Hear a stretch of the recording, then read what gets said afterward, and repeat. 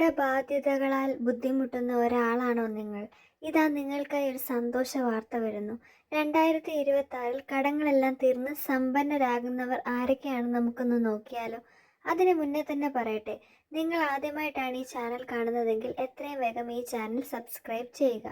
എന്നതിന് ശേഷം മാത്രം വീഡിയോ മുഴുവനായി കാണുക.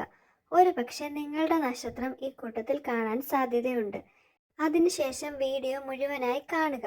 വീഡിയോ ഇഷ്ടപ്പെട്ടാൽ ലൈക്ക് ചെയ്യാനും നിങ്ങളുടെ നക്ഷത്രം ഈ കൂട്ടത്തിലുണ്ടെങ്കിൽ കമൻറ്റ് ബോക്സിൽ മെൻഷൻ ചെയ്യാനും നിങ്ങളുടെ ബന്ധുവിൻ്റെയോ കൂട്ടുകാരുടെയോ നക്ഷത്രമുണ്ടെങ്കിൽ അവർക്ക് ഈ വീഡിയോ എത്രയും വേഗം അയച്ചു കൊടുത്ത് ഈ സന്തോഷ വാർത്ത അവരിലേക്ക് എത്തിക്കുമെന്ന് ഞാൻ കരുതുന്നു. കഴിഞ്ഞ കുറേ വർഷങ്ങളായിട്ട് പലതരത്തിലുള്ള സാമ്പത്തിക ബുദ്ധിമുട്ട് അനുഭവിക്കുന്നവരാണ് ഈ നക്ഷത്രക്കാർ. ഇവർക്ക് അവർ പണയം വെച്ച മുതൽ തിരിച്ചെടുക്കാനും അതേപോലെ തന്നെ വർഷങ്ങളായി ഉള്ള ബാങ്കിലെ ലോൺ ആയിക്കോട്ടെ അല്ലെങ്കിൽ ഏത് തരത്തിലുള്ള കടങ്ങളായിക്കോട്ടെ അവയെല്ലാം വീട്ടി സന്തോഷകരമായ ഒരു ജീവിതം നയിക്കുവാനും ജോലിയിൽ നല്ല ഉന്നതിയും സാമ്പത്തിക ചുറ്റുപാടുകൾ കൂടുതൽ മെച്ചപ്പെടാനും സാധ്യതയുള്ളവരാണ്.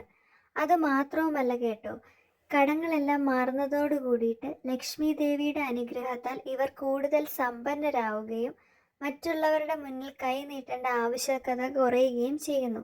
എല്ലാ തരത്തിലുമുള്ള അനുഗ്രഹം 2026 ഈ നക്ഷത്രക്കാരെ തേടി വരുന്നതാണ്. അതിന് മുന്നേ തന്നെ ഒന്ന് പറയട്ടെ, ഇതൊരു പൊതുഫലം മാത്രമാണ്. ജനിച്ച സമയത്തിനനുസരിച്ചും ജാതക പ്രകാരവും ഇതിനകത്ത് വ്യത്യാസം വരാവുന്നതാണ്. എന്നിരുന്നാൽ പോലും ഇത് സത്യമാവാനുള്ള സാധ്യത വളരെ കൂടുതലാണെന്ന് തന്നെ പറയാം. ഇനി നമുക്ക് നോക്കിയാലോ ഏതൊക്കെ നക്ഷത്രക്കാർക്കാണ് ഈ സൗഭാഗ്യം വരാൻ പോകുന്നതെന്ന്.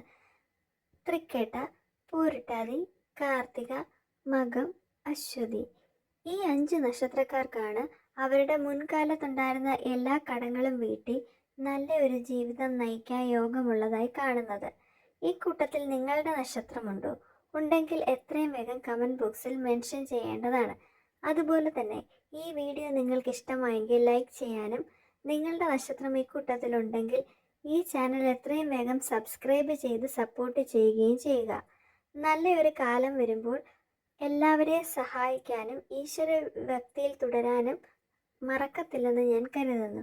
മറ്റൊരു വീഡിയോയുമായി നിങ്ങളുടെ മുന്നിലെത്തുന്നത് വരെ നന്ദി, നമസ്കാരം.